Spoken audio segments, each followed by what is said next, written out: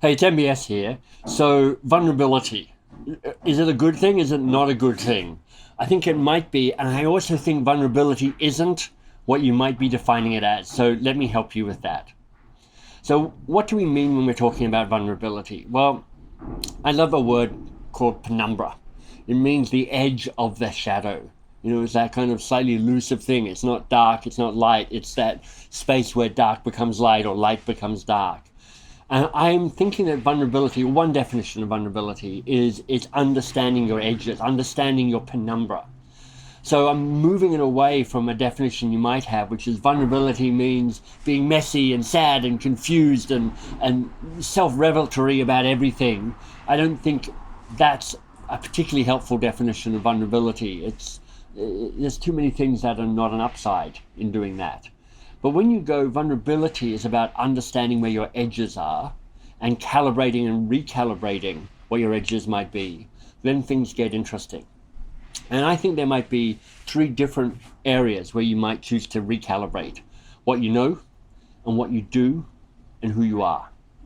What you know, what you do, and who you are. All of those, I think, are up for discussion around how much space do you want to take in those. I suspect when most of us are armoring up, as I think Brené Brown would say, what we do is we push our edges out. We claim more territory. We claim to know more. We claim to do more. We claim to be more than might be technically actually true. And I think when you choose to be vulnerable, what you're saying is, I am going to take up less space, colonize less space.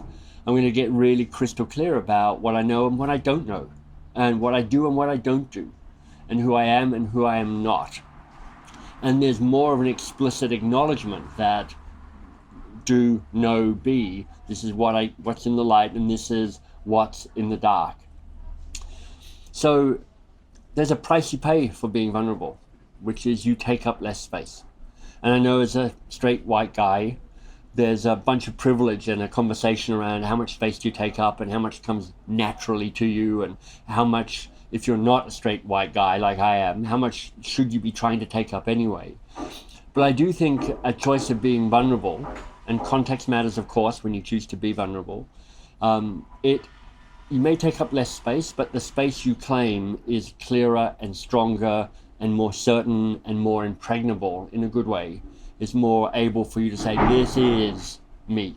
This is what I know. This is what I do, and this is who I am. And it allows you in a more certain way to act from that solid ground. The power of vulnerability, I love it.